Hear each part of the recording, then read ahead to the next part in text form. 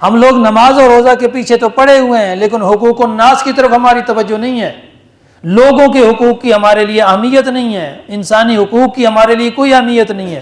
ہم نے انسانی حقوق کو نظر انداز کر رکھا ہے۔ ہم یہ نہیں سمجھتے کہ انسان کی بھی کوئی اہمیت ہے، ہم سمجھتے ہیں کہ بس ہم نے نمازیں پڑھ لی ہیں، روزے رکھ لیے ہیں بہت زیادہ، ٹھیک ہے جی، بڑا اس ماہ رمضان میں ثواب کما لیا ہے۔ میں نے پہلے بھی عرض کیا تھا، دوبارہ عرض کرنا چاہوں گا، اس لیے کہ یہ وہ مسئلہ ہے کہ جو ہمیشہ ہمارے ساتھ پیش آتا رہتا ہے، اور وہ یہ کہ ادھر ماہ رمضان شروع ہوتا ہے اور ادھر اشیاء ضرورت پہلے سے زیادہ 3 گنا 4 گنا مہنگی ہو جاتی ہیں۔ اللہ اللہ، ہم کتنا قرآن پر عمل کر رہے ہیں، ہم کتنا ماہ رمضان کا حق ادا کر رہے ہیں۔ یاد رکھو، اللہ کو تمہارے روزوں اور تمہاری نمازوں کی ضرورت نہیں ہے، وہ بے نیاز ہے، اسے ضرورت نہیں ہے۔ یہ نمازیں، یہ روزے تم نے اپنے لیے پڑھنی ہے، اگر اپنے لیے پڑھنی ہے تو پھر وہ کام بھی اپنے لیے کرو نا جس کی قرآن نے تاکید کی ہے۔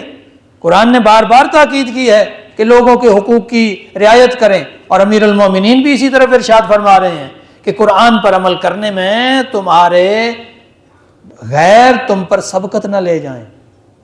پھر ایسا کیوں ہوتا ہے کہ غیر ممالک میں بسا اوقات یہ پڑھنے میں آتا ہے کہ رمضان کے دنوں میں وہ لوگ اپنی مارکیٹ کے اندر اشیاء خرد و نوش سستی کر دیتے ہیں کہ یہ مسلمانوں کے لیے رمضان کا مہینہ ہے۔ تو ایسا کیوں ہے کہ مسلمان قیمتیں ڈبل کر دیتے ہیں، بڑھا دیتے ہیں، 3 گنا کر دیتے ہیں، 4 گنا کر دیتے ہیں۔ بھائی منافع کمائیں گے، پھر شام کو افطاری کروائیں گے، بلے بلے ہو جائے گی، واہ بھائی واہ، بڑی افطاری کروائی ہے فلاں حاجی صاحب نے، فلاں چودھری صاحب نے، فلاں شاہ صاحب نے، فلاں۔ اپنا نام بنانے کے لیے یہ افطاریاں ہیں۔ اگر خلوص ہو تو خلوص وہ ہوتا ہے جو بغیر نمود و نمائش کے ہو، جس میں نمائش نہیں ہوتی، خلوص اس عمل میں ہوتا ہے۔